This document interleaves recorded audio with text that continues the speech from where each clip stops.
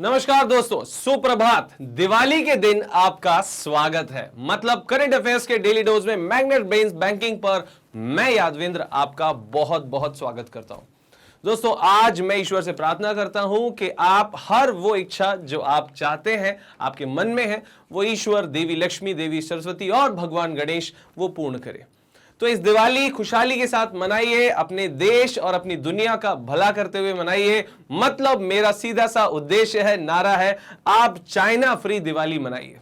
दोस्तों, आज आप जो भी खरीदें, ध्यान रखें कि हम जो खरीदेंगे उसका पैसा हम भारतीयों के पास ही रहना चाहिए, हमारे किसी भारतीय भाई बहन को ही मिलना चाहिए। तो इसी उद्देश्य के साथ आज का करंट अफेयर मैं शुरू कर रहा हूं। तो चलिए, चाइना फ्री दिवाली के साथ साथ करंट अफेयर भी पढ़ लेते हैं। 23 और 24 ऑफ अक्टूबर जो है वो बेसिकली आज की डेट है। सबसे पहले आज का बोध वाक्य, आज का कोट ऑफ द डे है क्या? हे अर्जुन, मतलब यह कि भगवान श्री कृष्ण कह रहे हैं अर्जुन से, मनुष्य अपने विश्वास से निर्मित होता है। जैसा वो विश्वास करता है वैसा वो बन जाता है। जी हां, सच में ये जो पंक्तियां हैं ये बिल्कुल चरितार्थ कर रही हैं, बिल्कुल जो है ये विश्वास दिला रही हैं कि ये ईश्वर के द्वारा ही कही गई पंक्तियां हैं, क्योंकि वो कह रहे हैं इतने विश्वास के साथ कि व्यक्ति जैसा विश्वास करता है, जैसा सोचता है, वो वैसा बन जाता है।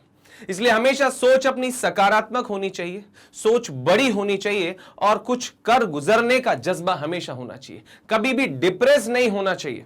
आप जैसा सोच रहे हैं, आसपास आप माहौल भी वैसा ही क्रिएट कर लेते हैं। तो हमेशा पॉजिटिव सोचें, आगे बढ़ने के बारे में सोचें, अपने अंदर सुधार करने के बारे में सोचें। धीरे धीरे आप परफेक्शन की ओर जाएंगे और साथ में कामयाबी की ओर जाएंगे। सो कोट ऑफ द डे, मनुष्य अपने विश्वास से निर्मित होता है। जैसा वो विश्वास करता है वैसा वो बन जाता है। मतलब यह कि it's all about belief system. ये सब बिलीफ सिस्टम का काम है। जैसा आप बिलीव करोगे वैसे आप बन जाएंगे। आज इंपॉर्टेंस ऑफ द डे में हम पढ़ रहे हैं वर्ल्ड पोलियो डे, 24 अक्टूबर। डेट अच्छे से याद कर लो, 24 अक्टूबर को वर्ल्ड पोलियो डे मनाया जाता है ना। और आपको बता दें कि 2021 में पूरी दुनिया में मात्र 6 पोलियो के केस जो हैं वो पाए गए। अफगानिस्तान और पाकिस्तान जो है वो अभी हाल ही में जो पोलियो के गढ़ बचे हैं, बाकी पूरी दुनिया से जो है पोलियो लगभग गायब हो चुका है। आपको बता दें 24 अक्टूबर को हर साल विश्व पोलियो दिवस के रूप में जो है मनाया जाता है, ताकि देशों को बीमारी के खिलाफ जो है, इस बीमारी के खिलाफ अपनी लड़ाई में सतर्क रहने का आह्वान किया जा सके। WHO ने जो है, WHO के अनुसार 1980 के बाद दुनिया भर में किए गए टीकाकरण के प्रयासों के परिणाम स्वरूप जो वाइल्ड पोलियो वायरस है, जंगली पोलियो वायरस जैसे अपन बोलते हैं, है ना, के 99% मामलों में कमी आई। कितने परसेंट मामलों में कमी आई? 99.9% मामलों में कमी आई। और पोलियो वायरस जो है वो बेसिकली अब दुनिया से जड़ से विदा होने वाला है। और हर साल 24 अक्टूबर को हम जो है इसके खिलाफ अवेयरनेस या इसके प्रति अवेयरनेस फैलाने के लिए जो है हम मनाते हैं वर्ल्ड पोलियो डे, विश्व पोलियो दिवस 24 अक्टूबर। 24 अक्टूबर को याद किया जाता है यूनाइटेड नेशन डे की स्थापना दिवस के रूप में। संयुक्त राष्ट्र का चार्टर इसी दिन लागू हुआ था, यूनाइटेड नेशन का एस्टेब्लिशमेंट भी इसी दिन हुआ था।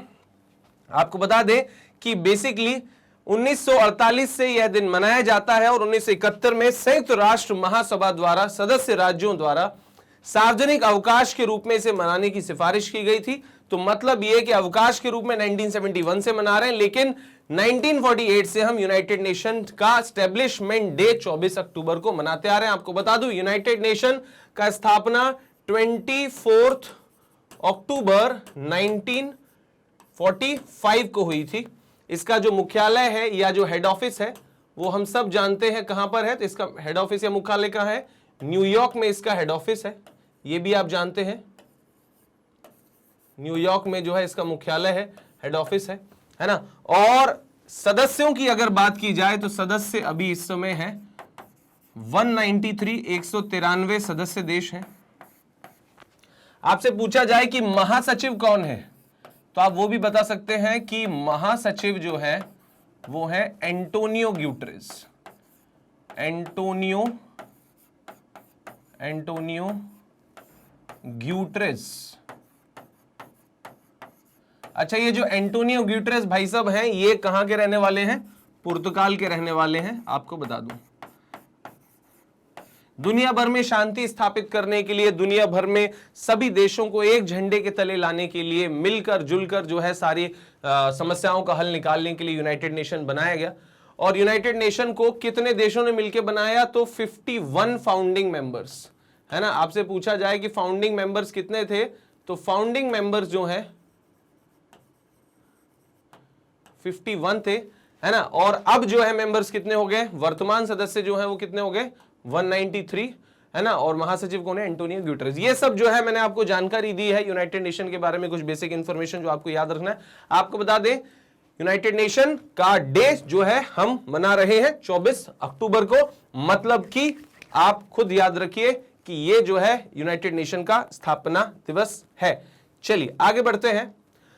पिछले दिनों, मतलब ये कि पिछले वीडियो में मैंने आपसे पूछा था 22 अक्टूबर के वीडियो में कि बताइए राष्ट्रीय एकता दिवस या नेशनल यूनिटी डे कब मनाया जाता है। तो दोस्तों आपको बता दूं, देश की यूनिटी और एकता के प्रतीक माने जाते हैं सरदार वल्लभ भाई पटेल, जिनका जन्म हुआ था 1875 में और नडियाड डिस्ट्रिक्ट में हुआ था, है ना। महाराष्ट्र में बंबई के पास नडियाड में जो है वो पैदा हुए थे।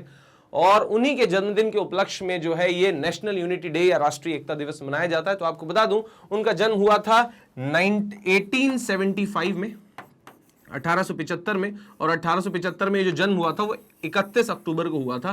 तो 31 अक्टूबर को हम क्या मनाते हैं? नेशनल यूनिटी डे या राष्ट्रीय एकता दिवस मनाते हैं। और इस बार जो है इनकी कौन से नंबर की जयंती है? तो 147th जो है वो जयंती है, आप याद रखेंगे। क्लियर है? 1875 से लेके अभी तक जो है 147 साल हो जाते हैं। तो 147वीं जयंती 31 अक्टूबर को आने वाले जो है वो मनाई जाएगी सरदार वल्लभ भाई पटेल की। क्लियर है? तो होमवर्क क्वेश्चन ये जो है वो आपका क्लियर हुआ होगा, उम्मीद है।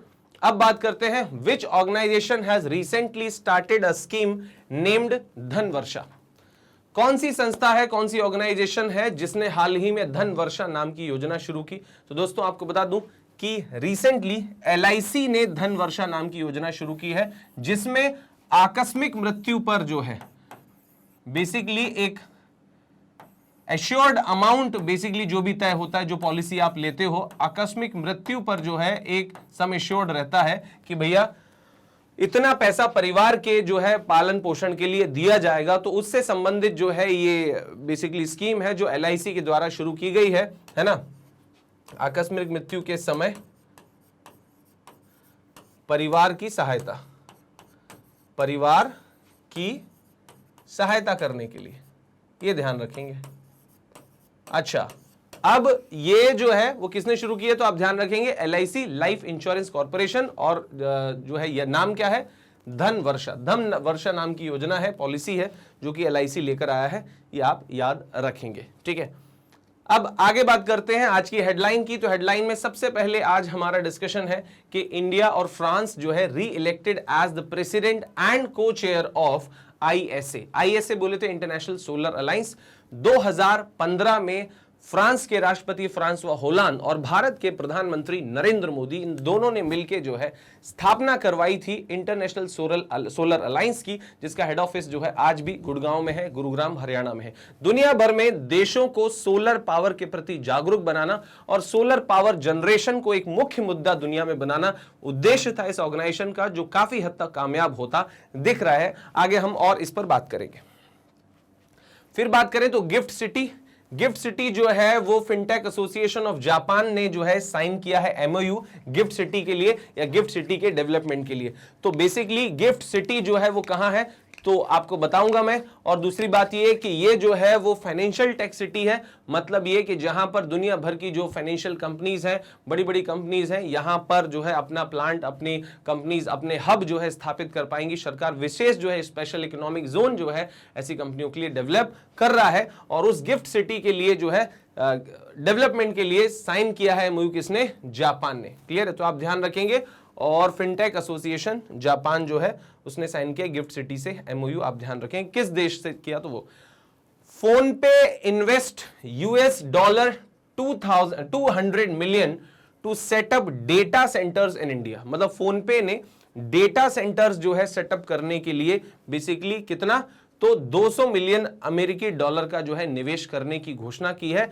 तो ये जो डेटा सेंटर्स हैं ये बेसिकली क्या काम आएंगे, और दूसरी बात ये कि फोन पे ने जो है ये इन्वेस्टमेंट क्यों किया है उस सब पर हम आज बात करेंगे। फोन पे जो है हमारे यहाँ बेसिकली अभी जो है IMPS या फोन्स के थ्रू पेमेंट्स करने के लिए, QR कोड के थ्रू पेमेंट करने के लिए, UPI पेमेंट्स करने के लिए एक बहुत शानदार ऐप है ना, और उसने जो है बेसिकली 200 मिलियन डॉलर का इन्वेस्टमेंट इंडिया में किया है, और वो भी डेटा सेंटर स्टैब्लिश करने के लिए। अब ये इन्वेस्ट सेंटर कहां स्टैब्लिश होगा, क्यों स्टैब्लिश होगा, उस पर बात करेंगे।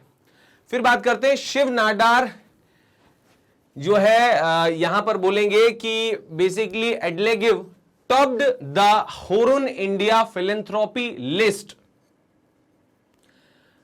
2022 and bagged the title of India's most generous Azim Premji at number 2। मतलब ये कि शिव नाडार जो हैं वो basically Hurun India philanthropy list में सबसे ऊपर है। मतलब ये कि दानदाताओं की सूची में सबसे ऊपर कौन है, शिव नाडार है। अब ये शिव नाडार कौन है इस पर आज हम बात करेंगे, और दूसरे नंबर पर है अजीम प्रेम जी, उनके बारे में भी बात करेंगे। क्लियर है। तो दानदाताओं की सूची बहुत जरूरी है कि आप पैसा कमाते भी रहें और दान भी देते रहें। तो नंबर 1 पे जो है वो कौन है, शिव नाडार है। ये आपको नाम याद रखना है। शिव नाडार जो है वो दानदाताओं की सूची में नंबर 1 पे है, फिलैंथ्रोपी लिस्ट 2022 में नंबर 1 पे। फिर बात करें तो senior ICAS officer Bharti Das takes over as the new CGA of India, है ना। तो अब ये जो CGA ऑफ इंडिया क्या है और ICAS क्या है और भारती दास जो है वो अपॉइंट की गई, उनका क्या रोल रहेगा, क्या काम करती हैं, उस सब पर हम आज बात करेंगे। क्लियर है। और दोस्तों नाम आपको याद रखना है, ये डेजिग्नेशन भी इनका याद रखें कि भारत की नई जो CGA है वो कौन बन गई है, भारती दास, ये आपको याद रखना है। क्लियर है। चलिए आगे बात करते हैं। फायरबोल्ट नाम की जो है एक संस्था है, और फायरबोल्ट ने विजय देवरकोंडा जो कि जो है साउथ के एक्टर है, और विजय देवरकोंडा को अपना ब्रांड एम्बेसडर नियुक्त किया है। फायरबोल्ट जो है कौन सी ऑर्गेनाइजेशन है, क्या करती है, ये भी हम आज जो है इस पर बात करेंगे। आप फिलहाल ध्यान रखिए कि साउथ के सुपरस्टार माने जाते हैं, बड़े स्टार माने जाते हैं विजय देवरकोंडा, जिनको की हाल ही में क्या अपॉइंट किया गया है, तो आप ध्यान रखें उन्हें ब्रांड एम्बेसडर बनाया गया है फायरबोल्ट नाम की ऑर्गेनाइजेशन का। क्लियर है। एग्जाम में ऐसे क्वेश्चन पूछना लाजमी है, बहुत ज्यादा क्वेश्चन पूछे जाते हैं, तो आप ध्यान रखेंगे, है ना। तो बेसिकली अब जो अपनी हेडलाइंस है वो है Pintola appoints Indian cricketer Surya Kumar Yadav as brand ambassador, है ना। अब ये जो पिंटोला नाम की फर्म है, पिंटोला नाम की कंपनी है, उसने सूर्य कुमार यादव को अपना ब्रांड एम्बेसडर बनाया है। ये एक fast moving consumer good company है। क्लियर है। और सूर्य कुमार यादव को इसका एम्बेसडर बनाने के पीछे क्या जो है वो रीजन है, उस पर भी हम बात करेंगे, और ये कंपनी क्या करती है हम उस पर भी बात करेंगे। फिर इसके बाद ISRO set to launch Chandrayaan 3 in June 2023। मतलब ये कि जून 2023 में इंडियन स्पेस रिसर्च ऑर्गेनाइजेशन जो है वो चंद्रयान 3 को लॉन्च करने जा रहा है ना। और फाइनली समय उसने बता दिया जून 2023। और आपको बता दूं कि 2008 में चंद्रयान 1 मिशन की शुरुआत हुई थी, और चंद्रयान जो 2 आया वो 2019 में जो है आया, और अब चंद्रयान 3 हम भेज रहे हैं 2023 में भेज रहे हैं। तो बेसिकली ये सब जो है इस पर हम बात करेंगे आज। और Pakistan removed from FATF grey list on terror financing, है ना। मतलब ये कि टेरर फाइनेंसिंग पर FATF की ग्रे लिस्ट से जो है निकला पाकिस्तान, अब वो जो है उससे बाहर आने में कामयाब हो गया है। अब ये FATF जो है वो क्या होता है, और ये ग्रे लिस्ट में होने से क्या होता था, और पाकिस्तान को इससे क्या फायदा होगा, है ना, वो सब पर आज हम बात करेंगे। फाइनेंशियल एक्शन टास्क फोर्स जो है बेसिकली ये होता है ना। और ग्रे लिस्ट में अभी तक पाकिस्तान था, लेकिन अब ग्रे लिस्ट से बाहर आ गया है। तो ये कैसे पाकिस्तान के लिए बेनिफिशियल होगा, पाकिस्तान का इस पर क्या असर पड़ेगा, है ना। तो वो मतलब पाकिस्तान पर इसका क्या असर पड़ेगा वो हमें आज ये डिस्कशन करना है। फिर wildlife board approved Durgavati tiger reserve as new tiger reserve, है ना। जो वाइल्ड लाइफ बोर्ड है वो दुर्गावती टाइगर रिजर्व जो है नए टाइगर रिजर्व के रूप में अब घोषित किया गया है। हम बात करेंगे कि दुर्गा टाइगर रिजर्व किस राज्य में है, हम बात करेंगे कि ये दुर्गा टाइगर रिजर्व उस राज्य के किस जिले में है, और हम बात करेंगे कि किस राज्य सरकार ने जो है इसे टाइगर रिजर्व बनाने के लिए घोषित किया है। तो ये आप याद रखेंगे। तो चलिए शुरू करते हैं। पहला क्वेश्चन आपके लिए आज, the vision statement of international Solar alliance is, मतलब ये कि इंटरनेशनल सोलर अलायंस का जो है विजन स्टेटमेंट क्या है। दोस्तों आपको बता दूं कि 2015 में जो है बेसिकली बनी थी इंटरनेशनल सोलर अलायंस, बोले तो अंतरराष्ट्रीय सौर जो है संगठन बना था 2015 में, है ना। और ये जो संगठन बना था उसका हेड ऑफिस जो है वो गुरुग्राम में है, और इसका विजन स्टेटमेंट क्या है, जो दुनिया भर में सोलर एनर्जी को बढ़ावा देना चाहता है, सोलर पावर जनरेशन को बढ़ावा देना चाहता है। तो इंटरनेशनल सोलर अलायंस का विजन स्टेटमेंट क्या है, सब मिलकर दुनिया को बेहतर बनाए। Let us all join the world create a better place, let us all join the sun brighten up, मतलब आइए हम सब मिलकर सूर्य को उज्जवल बनाए। Let us make the world more make energy efficient, आइए हम दुनिया को और ज्यादा अधिक ऊर्जा कुशल बनाए। Let us go for a carbon neutral make the world, मतलब आइए हम जो है कार्बन तटस्थ दुनिया बनाए, मतलब जहां पर कार्बन जो है वो ना के बराबर हो, कम से कम हो। तो बेसिकली इनमें से कौन सा है, तो दोस्तों आपको बता देता हूं बिना किसी लाग लपेट के कि जो हमारा इंटरनेशनल सोलर अलायंस का जो वाक्य है ना, उद्देश्य वाक्य, विजन स्टेटमेंट है, वो ये, let us all join the sun brighten up, आइए हम सब मिलकर सूर्य को उज्जवल बनाए। क्लियर है। हालांकि सूर्य को उज्जवल कौन बना सकता है, असंभव कार्य है, लेकिन कहीं ना कहीं सूर्य की ऊर्जा से हम धरती को जरूर जो है उज्जवल बनाना चाहते हैं, और हमने यहां पर अपना विजन स्टेटमेंट रखा है इसमें, let us all join the sun brighten up, आइए हम सब मिलकर जो है सूर्य को उज्जवल बनाए। तो ये जो है वो राइट आंसर है बी, आप याद रखेंगे, सूर्य को उज्जवल बनाए। इसके जो इंपॉर्टेंट पॉइंट्स हैं वो क्या है, तो भैया individual affiliation is an affiliation based inter governmental organisation, मतलब अंतरराष्ट्रीय सौर गठबंधन एक संधि आधारित अंतरराष्ट्रीय अंतर सरकारी संगठन है, मतलब ये बेसिकली ट्रीटी है। और इसमें कितने सदस्य देश शामिल हैं, तो 122 मेंबर्स, है ना, 122 सदस्य देश जो है इसमें शामिल हैं, है ना, ये जो इंटरनेशनल सोलर अलायंस है। और उसमें से 87 जो है वो बेसिकली हस्ताक्षर भी कर चुके हैं ट्रीटी पर। इंटरनेशनल सोलर ट्रीटी है जो सोलर जो है प्रोडक्ट्स को बढ़ावा देने के लिए एक संधि जो की जा रही है। तो 87 देशों ने इस फ्रेमवर्क पर समझौते भी कर दिए हैं, और साथ में अपने 67 ने जो है अपने समर्थन पत्र भी जमा कर दिए, इससे संबंधित दस्तावेज जो है जमा कर दिए। मतलब कुल मिला के काम जोरों शोरों से चल रहा है। और आपको बता दें कि it is located in Gurugram Haryana. Gurugram Haryana में इसका हेड ऑफिस है। किसका हेड ऑफिस है, इंटरनेशनल सोलर अलायंस का हेड ऑफिस जो है वो कहां पर है, गुरुग्राम में है, जिसे अपन बोलते हैं अंतरराष्ट्रीय सौर संगठन, है ना। अंतरराष्ट्रीय क्या बोलते हैं, सौर संगठन जिसे हम बोलते हैं, संगठन जिसे हम बोलते हैं, ये अंतरराष्ट्रीय सौर संगठन बेसिकली क्या है, ये जो है वो गुरुग्राम में है। और 2015 में 30 नवंबर 2015 को एस्टेब्लिश हुआ था। और अभी इस समय डायरेक्टर जनरल जो है वो कौन है, अजय माथुर है, ये आप याद रखेंगे, अजय माथुर। क्लियर है, अजय माथुर इसके डायरेक्टर जनरल है। चलिए आगे बात करते हैं अगले जो है क्वेश्चन की तरफ। Where is GIFT City of India being planned by the government. तो आपको बता दूं इसका जो फुल फॉर्म है वो है Gujarat international finance tech city, है ना।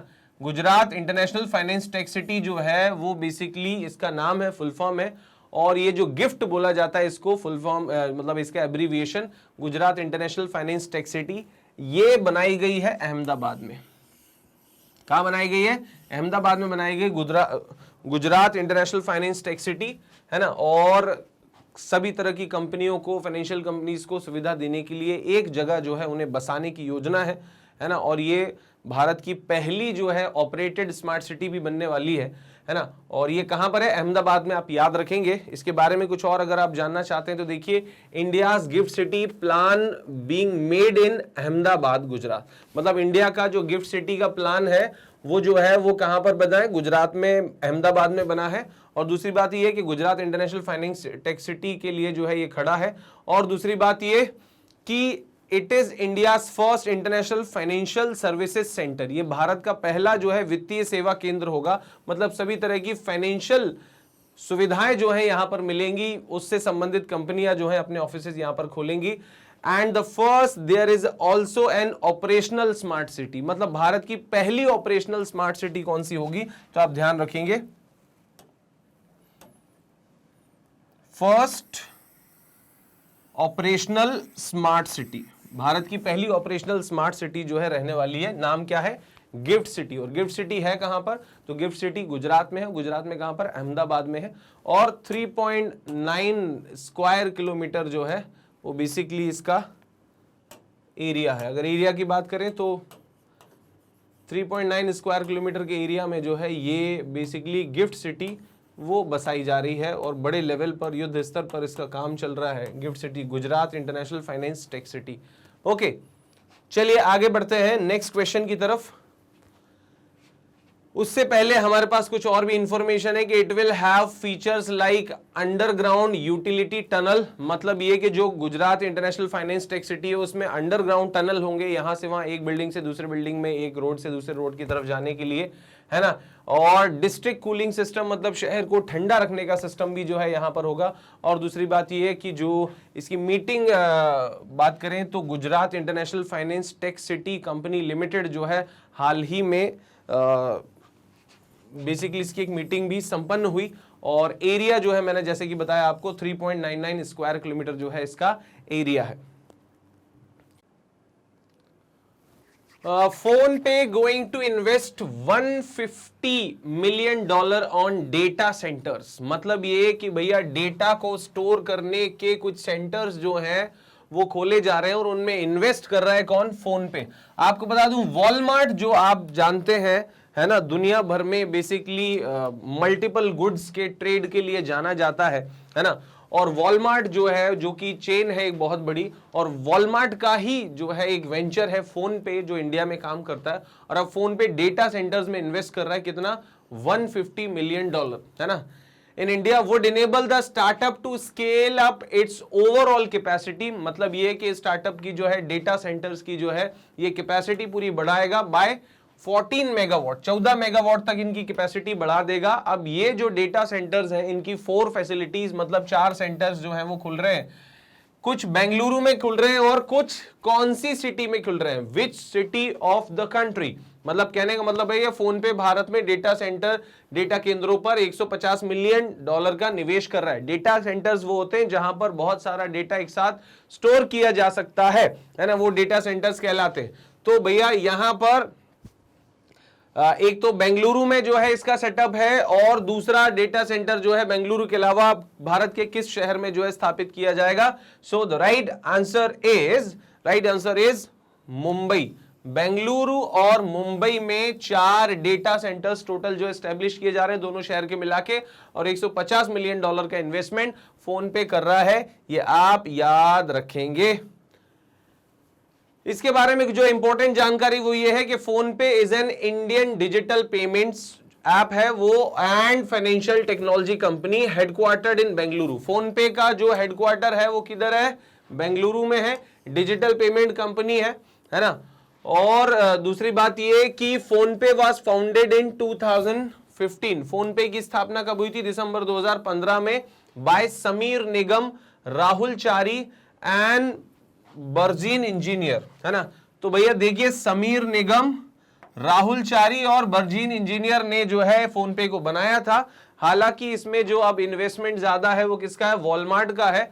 और अब ये जो है वो किस में इन्वेस्ट करने जा रहा है? डेटा सेंटर में 150 जो है वो मिलियन डॉलर इन्वेस्ट करने जा रहा है। आप ये ध्यान रखेंगे। 2015 में स्टैब्लिश हुआ था। और फोन पे के फाउंडर कौन कौन है? ध्यान रखें, समीर निगम, राहुल चारी और बर्जीन इंजीनियर। Is that clear? चलिए अब बात करते हैं अगले जो है क्वेश्चन की तरफ। Who has recently topped the Hurun philanthropy list in terms of philanthropy in India. मतलब ये कि परोपकार के मामले में, है ना, हुरुन फिलैंथ्रोपी लिस्ट में कौन सा जो है बेसिकली हमारे यहां का बिजनेसमैन वो नंबर 1 पे, मतलब कुल मिला के सबसे बड़ा दानदाता कौन है? हुरुन फिलैंथ्रोपी लिस्ट के मुताबिक भारत का सबसे बड़ा दानदाता कौन है? तो आपको बता दूं भारत के सबसे बड़े दानदाता हैं इस समय शिव नाडार। अब शिव नाडार जो है वो कौन है वो मैं आपको बता देता हूं। दूसरे नंबर पर अजीम प्रेम जी हैं, ये भी आप याद रखेंगे। दूसरे नंबर पर कौन है? अजीम प्रेम जी, है ना, जो कि बेसिकली विप्रो के चेयरमैन है। और शिव नाडार के बारे में भी हम जानते हैं। Shiv Nadar is India's leading entrepreneur and social worker, is the chairman and chief strategy officer of HCL technology. ये HCL टेक्नोलॉजी के जो हैं वो चेयरमैन है और चीफ स्ट्रेटेजी ऑफिसर हैं। ध्यान रखिए कौन, शिव नाडार, है ना। तो ये शिव की कंपनी जो है, शिव नाडार जो है उनकी कंपनी है, नाम है HCL टेक्नोलॉजीज, ये आप ध्यान रखेंगे। और दूसरी बात ये कि इन 2010 his personal wealth is equal two billion of US dollars. In 2008 he was awarded the Padma Bhushan bye the government of India in field of industry and trade. मतलब ये कि 2008 में उन्हें जो है पद्म भूषण से भी सम्मानित किया गया था, है ना। 2010 में उनकी व्यक्तिगत संपत्ति जो है बेसिकली बिलियन अमेरिकन डॉलर के तुल्य थी, है ना। और 2008 में उन्हें जो है किससे सम्मानित किया गया था, पद्म भूषण से भी सम्मानित किया गया था। आप ध्यान रखेंगे शिव नाडार जो है वो बेसिकली किस कंपनी के चेयरमैन है, मालिक हैं, तो आप बताएंगे HCL टेक्नोलॉजी, और सबसे बड़े दानदाता हैं, ऐसा हुरुन फिलैंथ्रोपी लिस्ट बोलती है। फिर इसके बाद ICAS बोले तो इंडियन सिविल अकाउंट सर्विसेज। क्या है, इंडियन सिविल अकाउंट सर्विसेज के जो ऑफिसर हैं, IAS के बराबर ही रैंक होती है। तो ICAS जो है भारती दास, इन्होंने पद ग्रहण किया किसका, CGA का। CGA का जो है पद इन्होंने ग्रहण किया है। अब यहां क्वेश्चन पूछ रहा है कि बताइए CGA का फुल फॉर्म क्या है। तो CGA का फुल फॉर्म क्या है, तो CGA का फुल फॉर्म आप लोग बताएंगे। भैया देखो ऑप्शन में controller general of aviation, controller general of aeronautics, civil general of accounts और कंट्रोलर जनरल ऑफ अकाउंट्स। तो आपको सही समझ जो है अपने आप पढ़ने में समझ में आ रहा होगा, controller general of accounts. Controller general of accounts जो है ये CGA का फुल फॉर्म है। और कंट्रोलर जनरल ऑफ अकाउंट हमारे यहाँ कौन बनी है, आप ध्यान रखेंगे, भारती दास। भारती दास ने जो है पद संभाल लिया है ना, अपॉइंट हो गई, नियुक्त हो गई है कंट्रोलर जनरल ऑफ अकाउंट्स के रूप में। अब इसके बारे में कुछ इंपॉर्टेंट पॉइंट्स जो मैं आपको बताना चाह रहा हूं वो है कि भारती दास ने रिप्लेस किया सबसे पहले किसको, सोनाली सिंह को। सोनाली सिंह को भारती दास ने रिप्लेस किया है। आप नाम याद रखेंगे किसका, सोनाली सिंह का। क्लियर है। और सोनाली सिंह की जगह पर अब नई कौन बन गई है, भारती दास। तो ये न्यू है भारती और पुरानी है सोनाली। तो भारती अभी है, सोनाली पहले थी। क्या, controller general of accounts. The CGA is the principal account advisor। देखिए सबसे पहली बात तो CGA controller general of account जो है होता कौन है, तो principal account advisor to the government of India. Bharat सरकार के लिए जो है CGA भारत सरकार का प्रधान लेखा सलाहकार होता है ना।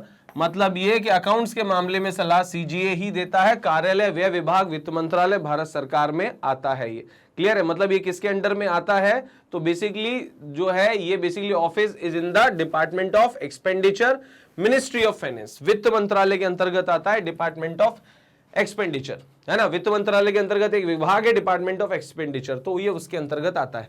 The office of the CGA is empowered to establish and maintain a technically sound management accounting system। मतलब ये कि कुल मिलाके जो है तकनीकी रूप से हमारी लेखा प्रणाली को मजबूत करने के लिए जो है मजबूती देने के लिए ये पद होता है CGA, है ना। मतलब ये कि अकाउंट्स का जो लेन देन है एकदम क्लियर रहे, बहुत पारदर्शी रहे, है ना। और वो पूरा लेखा जोखा मेंटेन करने के लिए कंट्रोलर जनरल ऑफ अकाउंट्स यहां पर जो है नियुक्त किया जाता है। प्रिंसिपल अकाउंट एडवाइजर हमारा वो होता है controller general of account.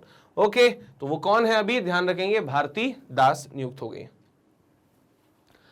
Bharti दास मतलब कि कंट्रोल जनरल ऑफ अकाउंट मतलब CGA, it is also prepare and deposit the accounts of the central government. ये केंद्र सरकार का जो है वो अकाउंट भी प्रिपेयर करता है। It is also in charge of treasury control and internal audit. मतलब ये कि राजकोष नियंत्रण और ये जो है आंतरिक लेखा परीक्षा, मतलब ये कि सीधा सीधा ये इंटरनल ऑडिट्स भी जो है ये करता है।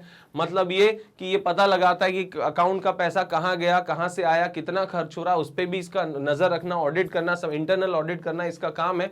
अपने लेवल पर ये आंतरिक जांच पड़ताल करता रहता है ना। और दूसरी बात यह है कि राजकोष पर भी नियंत्रण रखता है कि भैया राजकोष में कितना पैसा है, क्या है और कहां जा रहा है। सरकार को समय समय पर इसके बारे में इंफॉर्मेशन देते रहना भी जो है काम है किसका, कंट्रोलर जनरल ऑफ अकाउंट मतलब कि CGA, जो कि बन गई है भारती दास। क्लियर है, ये आप याद रखेंगे। भारती दास जो है वो हमारी नई सीजीए बन गई है, भारती दास।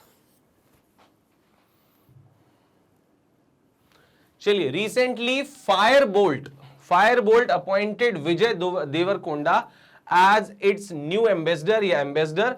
Fireboltt is related with which company, मतलब ये कि फायरबोल्ट जो है वो किस चीज से संबंधित है ना, किससे संबंधित कंपनी है ना। तो आपको बता दूं कि फायरबोल्ट जो है एलईडी टीवी नहीं बेचता, मोबाइल फोन भी नहीं बेचता, लैपटॉप भी नहीं बेचता, ये बेचता स्मार्ट वॉच बनाने वाली बेचने वाली कंपनी है, नाम है फायरबोल्ट। और इसके जो है एम्बेसडर कौन बनाए गए, विजय देवरकोंडा। अब विजय देवरकोंडा कौन है, तो ये किसी पहचान के मोहताज नहीं है, स्टार है ये साउथ इंडस्ट्री में। Vijay Deverakonda is an Indian film actor who predominantly works in Telugu cinema. आपसे पूछा जाएगा विजय देवरकोंडा किस सिनेमा के जो है अभिनेता है, तो आप बोलोगे भैया कि ये तेलुगु अभिनेता है। और Vijay made his debut film with Ravi Babu's romantic comedy Nuvvila, है ना। न्यूविला से जो है इन्होंने बेसिकली न्यूविला से इन्होंने अपने करियर की शुरुआत की थी, है ना। विजय देवरकोंडा तेलुगु फिल्म इंडस्ट्री से बिलोंग करते हैं। और फायरबोल्ट ने, स्मार्ट वॉच बनाने वाली कंपनी ने विजय देवरकोंडा को अपना क्या नियुक्त किया है, एम्बेसडर नियुक्त किया है। फिर बात करें तो पिंटोला भी एक फर्म है। Pintola recently appointed Surya Kumar Yadav as its brand ambassador. In which field does this company operate, मतलब ये कि इस फील्ड में बेसिकली कौन सी कंपनी ऑपरेट जो है वो, या ये कंपनी जो है किस फील्ड में ऑपरेट करती है। तो पिंटोला ने हाल ही में सूर्य कुमार यादव को अपना जो है वो ब्रांड एम्बेसडर बनाया है। अब ये पिंटोला क्या है, किस फील्ड से संबंधित है, क्या करती है, तो इट मैन्युफैक्चरर्स चिल्ड्रंस टॉयज, मतलब ये बच्चों के खिलौने बनाती है। या फिर मैन्युफैक्चरर्स ब्यूटी प्रोडक्ट्स, ये ब्यूटी प्रोडक्ट्स बनाती है। या फिर जो है पीनट बटर बनाती है। या फिर फेमस ब्रांड ऑफ शूज, ये जूते का फेमस ब्रांड है। अब देखो भैया सूर्य कुमार यादव कौन है, स्पोर्ट्स पर्सन है। तो स्पोर्ट्स पर्सन है तो देखो सिंपल सी बात है, सीधा सीधा कनेक्शन चिल्ड्रन टॉयज से तो अभी फिलहाल नहीं बनता है, क्लियर है। फिर बात करें मैन्युफैक्चरिंग ऑफ ब्यूटी प्रोडक्ट्स, तो सूर्य कुमार यादव और ब्यूटी कहीं से कहीं तक कोई कनेक्शन नहीं है ना। दो चीज हो सकती हैं, या तो ये हो सकता है या ये हो सकता है। मतलब ये कि पीनट बटर मतलब स्पोर्ट्स वगैरह के लिए जो है, या ये कह लीजिए हेल्दी डाइट वगैरह के लिए पीनट बटर अच्छा है, फिर उसके बाद हेल्थ के लिए अच्छा है। फिर उसके बाद फेमस ब्रांड ऑफ शूज, मतलब ये कि स्पोर्ट्स में तो शू ब्रांड का भी ऐड कर सकते हैं। हालांकि ऐड तो आजकल किसी का भी कर सकते हैं, भैया पैसा आना चाहिए। लेकिन मैं आपको बता दूं the right answer is peanut butter का जो है ये ब्रांड है, नाम है पिंटोला। क्या नाम है, पिंटोला, क्लियर है। और इंडियन ब्रांड है, ये भी आप याद रखेंगे Pintola. Pintola peanut butter is an FMCG company, मतलब फास्ट मूविंग कंज्यूमर गुड, है ना। मतलब जल्दी जल्दी जो सामान बिकता है, जो खाने का सामान होता है खराब हो जाता है अगर देर तक ना बिके, तो फास्ट मूविंग कंज्यूमर गुड है, जो ज्यादा बिकता है, बार बार बिकता है, उसे एफएमसीजी बोलते हैं। तो fast moving consumer good company है पिंटोला, जिसका एस्टेब्लिशमेंट इंडिया में हुआ था 2012 में, या याद रखेंगे। और अब फिलहाल पिंटोला के जो ब्रांड एम्बेसडर हैं वो कौन है, सूर्य कुमार यादव। अच्छा, फिर विजय देवरकोंडा किसके जो है ब्रांड एम्बेसडर हैं, तो आप याद रखेंगे विजय देवरकोंडा जो है ब्रांड एम्बेसडर हैं, किसके हैं, फायरबोल्ट के हैं, है ना। और वो स्मार्ट वॉच बनाती है। चलिए आगे बढ़ते हैं। When was Chandrayaan 1 launched by ISRO? इसलिए बोल रहा हूं क्योंकि हाल ही में खबर आई है कि भैया जून 2023 में, कब, जून 2023 में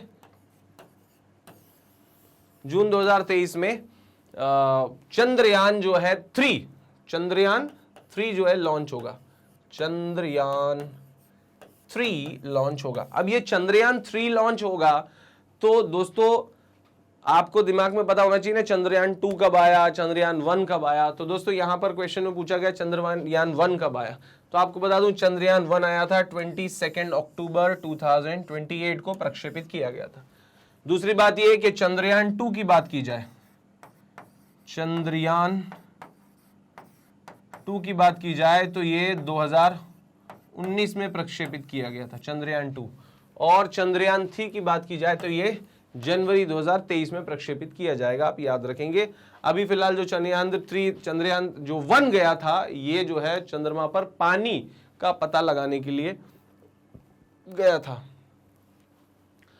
मैन्युफैक्चरर जो चंद्रयान के हैं वो कौन है? तो इंडियन स्पेस रिसर्च ऑर्गेनाइजेशन उसकी मैन्युफैक्चरर है। लॉन्चिंग डेट जो है चंद्रयान 2 की है तो वो बेसिकली 11 जून 2023 है। 11 जून 2023 को प्लान किया गया है कि चंद्रयान 3 जो है वो जाएगा। चंद्रयान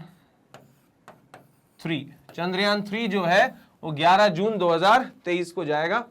फिर रॉकेट जो है इसमें जो यूज होगा वो होगा GSLV Mark 3। GSLV Mark 3 जो है वो रॉकेट इसमें यूज होगा, जिसके साथ रखकर जो है ये चंद्रयान जो है वो भेजा जाएगा। एक तरह का सैटेलाइट ही है, सिंपल सी बात। अच्छा, दूसरी बात ये कि लॉन्च साइट जो है इसकी होगी Satish Dhawan space research centre, और ये Satish Dhawan space research centre जो है कहां पर है? तो ये जो है वो श्रीहरिकोटा आंध्र प्रदेश। श्रीहरिकोटा आंध्र प्रदेश, श्रीहरिकोटा आंध्र प्रदेश है ना। और कॉन्ट्रैक्टर जो है Indian Space Research Organisation. Contractor कौन है? इंडियन स्पेस रिसर्च ऑर्गेनाइजेशन है ना। इसरो जो है वो इसका कॉन्ट्रैक्टर है, ये आप याद रखेंगे। क्लियर है? चलिए, अब recently Pakistan has been removed from the grey list of FATF. what is the full form of FATF? FATF का full form क्या है? तो Financially Anticipated Training Force, Fresh and Tall Federation, Financial Action Task Force, Financial Acquisition Testing Federation। तो आपको बता दूं तो right answer is financial action task force. Financial action task force money laundering को control करने वाली एक ऑर्गेनाइजेशन है। जब कोई काला धन जो है उसको वैध बनाने की कोशिश करता है, काले धन का इस्तेमाल करता है ना मार्केट में, तो उस पर नजर रखने के लिए है ना, टेरर फंडिंग पर नजर रखने के लिए, कहीं आतंकवाद फैलाने के लिए काले धन का उपयोग तो नहीं किया जा रहा। तो इस मामले में पाकिस्तान अभी तक ग्रे लिस्ट में जो है हुआ करता था, फिलहाल जो है पाकिस्तान ग्रे लिस्ट से बाहर हो गया है। मतलब ये कि अब जो है दुनिया भर के देशों से उसे अपने डेवलपमेंट और अलग अलग कामों के लिए सहायता राशि या उधार आसानी से मिल पाएगा, क्योंकि पहले वो ग्रे लिस्ट में था कि मतलब आप आतंकवाद को बढ़ावा दे रहे हो। अब पाकिस्तान समहाउ कैसे भी करके उनको कन्विंस किया कि नहीं भैया, हम पाकिस्तान के जो देशवासी हैं या देश है जो, वो हम टेरर फंडिंग नहीं कर रहे हैं, हम आतंकवाद के लिए पैसा नहीं दे रहे। तो अब ग्रे लिस्ट से बाहर हो गया, और इससे फायदा ऐसे ये होगा कि इंटरनेशनल लेवल पर उधार ले पाएगा और दुनिया जो है वो अब इस पर थोड़ा सा विश्वास कर सकती है। हालांकि ये तो वक्त ही बताएगा कि विश्वास कितने काम का है। फिर आगे बात करते हैं कि जो financial action task force on money laundering जो है या FATF is an inter governmental organisation established in 1989। मतलब ये कि सरकारों द्वारा मिलकर बनाई गई ये संस्था इंटर गवर्नमेंटल है ना, formulate policies to prevent money laundering है ना। यहां पर सीधी सी बात है, इसका उद्देश्य क्या है? टू प्रिवेंट मनी लॉन्ड्रिंग, मतलब ये कि काले धन का उपयोग होना या काले धन को सफेद में परिवर्तित करना, ये वैध बनाने को रोकने की प्रक्रिया है। क्लियर है? तो ये जो है वो फाइनेंशियल एक्शन टास्क फोर्स है, FATF है। FATF के बारे में बात की जाए तो इसका एस्टेब्लिशमेंट 1989 में हुआ था, याद रखेंगे। किसी का भी आपका अपने प्रिय का बर्थडे हो भैया, जो भी फैमिली मेंबर या कोई भी 1989 उससे याद रख लें, FATF financial action task force. Type अगर बात करें तो इंटर गवर्नमेंटल ऑर्गेनाइजेशन है ये। दूसरी बात ये कि पर्पस क्या है? Combat money laundering. कुल मिला के मनी लॉन्ड्रिंग रोकना, टेररिज्म का फाइनेंसिंग जो है वो रोकना। आपसे पूछा जाएगा FATF का जो हेड ऑफिस है वो किधर पड़ता है, तो पेरिस में है, और इसमें मेंबरशिप मतलब सदस्य कितने हैं? तो 37 जो है कंट्रीज हैं, वो ध्यान रखें। और पाकिस्तान को इसकी कौन सी लिस्ट में रखा गया है? ग्रे लिस्ट में रखा गया। मतलब ग्रे लिस्ट में रखा गया था, अब जो है वो उससे बाहर आ गया। हम तो थे ही नहीं पहले भी, हम कभी टेरर का सपोर्ट नहीं करते। Recently wildlife board approved the new tiger reserve Durgavati है ना, tiger reserve Durgavati tiger reserve. Where it is located या वेयर इज इट लोकेटेड? तो हाल ही में वन्यजीव बोर्ड ने नए बाघ अभ्यारण्य दुर्गावती टाइगर रिजर्व को मंजूरी दी। ये कहां स्थित है? तो आपको बता दूं दोस्तों, दुर्गावती टाइगर रिजर्व यूपी में नहीं है, छत्तीसगढ़ में नहीं है, मध्य प्रदेश में है, राजस्थान में नहीं है। मतलब मध्य प्रदेश सरकार ने हाल ही में घोषणा की है कि एक नया टाइगर रिजर्व बनाया जाना है, और उसका नाम क्या है? तो उसका नाम है भैया Durgavati tiger reserve. Durgavati tiger reserve के बारे में अगर हम बात करें तो भैया the Madhya Pradesh wildlife board has recently approved the construction of Durgavati tiger reserve. Madhya Pradesh के वन्य जीव बोर्ड ने हाल ही में दुर्गावती टाइगर रिजर्व के निर्माण को मंजूरी दे दी है। दुर्गावती टाइगर रिजर्व बनने वाला है। आपको बता दूं कि मध्य प्रदेश में इस समय 6 टाइगर रिजर्व है एमपी में, है ना, और एमपी में जो 6 टाइगर रिजर्व है,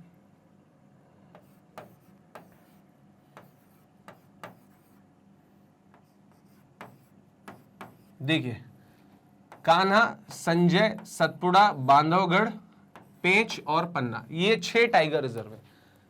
कान्हा, संजय, सतपुड़ा, बांधवगढ़, पेंच और पन्ना, ये टाइगर रिजर्व है। और ये जो टाइगर रिजर्व है ये सब कहाँ है? एमपी में। और अब इनमें जो है बेसिकली 2 टाइगर रिजर्व जुड़ जाएंगे। अभी तो फिलहाल इसकी बात हो रही है। रातापानी जो है वो भी टाइगर रिजर्व बनने वाला है ना।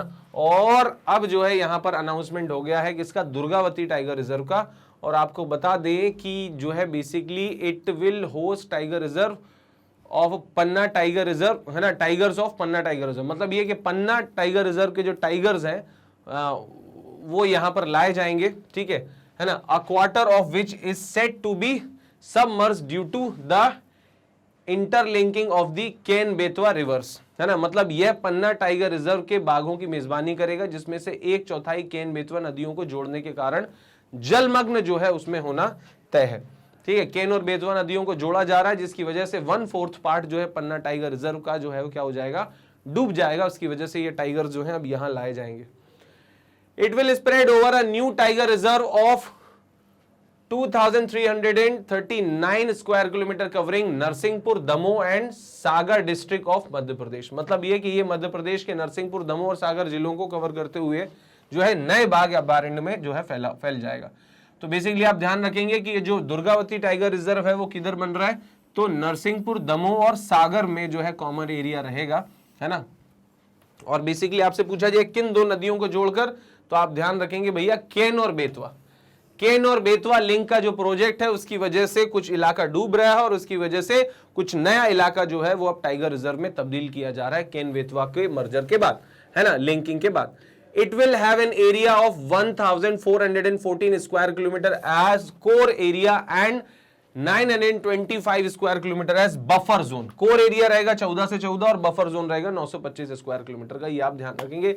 सबसे इंपॉर्टेंट बातें आपको क्या याद रखनी है? वो ये याद रखनी है कि भैया ये जो है वो अब मध्य प्रदेश का 7वां टाइगर रिजर्व बनेगा। जब बनेगा हो सकता है उससे पहले रातापानी तैयार हो जाए, तो रातापानी जो है 7वां बनेगा। मतलब कुल मिला के 2 टाइगर रिजर्व अब मध्य प्रदेश में फिलहाल पाइपलाइन में है। अभी पूरे भारत में 53 टाइगर रिजर्व है। कितने टाइगर रिजर्व है? ध्यान रखें 53 टाइगर रिजर्व है, ये आप ध्यान रखेंगे। Guru Ghasidas tiger reserve latest 53वां टाइगर रिजर्व था अभी, जो छत्तीसगढ़ में 2021 में जो है बना। तो अब जो है हो सकता है कि देश का नया टाइगर रिजर्व जो है वो मध्य प्रदेश से हो और इसका नाम है दुर्गावती टाइगर रिजर्व। ये आप याद रखेंगे। दोस्तों आज का होमवर्क क्वेश्चन क्या है उस पर बात कर लेते हैं। Homework question, when did Madhya Pradesh establishment day celebrated? मतलब ये कि मध्य प्रदेश का स्थापना दिवस कब मनाया जाता है। तो ये जो है आपके सामने कुछ ऑप्शंस हैं। हालांकि आप लोग जरूर, मुझे लगता है कि आसानी से बता देंगे, लेकिन फिर भी आप लोगों का होमवर्क है कि मध्य प्रदेश के बारे में जानकारी हासिल करें। क्या था ये, क्यों बना और किस परिस्थितियों में बना, और दूसरी बात ये कि कब इसका स्थापना दिवस मनाया जाता है। ये आज का होमवर्क क्वेश्चन है ना। तो दोस्तों दिवाली मनाइए, सुरक्षित दिवाली मनाइए, सेफ दिवाली मनाइए और लोगों को खूब शुभकामनाएं दीजिए, मिठाइयां खाइए और जितना हो सके अपने भारतीयों के बारे में सोचिए। चाइना फ्री दिवाली मनाइए। सीधा सीधा संदेश है, सीधी सीधी बात है, मतलब 100 की सीधी एक बात कि जब अपनों का रखोगे ध्यान तो आपका भी बढ़ेगा सम्मान। तो मिलकर इसी भावना को आगे बढ़ाते हुए आइए मिलकर मनाते हैं दिवाली। आज के लिए फिलहाल इतना ही। मैग्नेट ब्रेन्स बैंकिंग फिर लेकर आएगा एक और धमाकेदार वीडियो आपके लिए। तब तक के लिए थैंक यू एवरीवन। जय हिंद, जय भारत।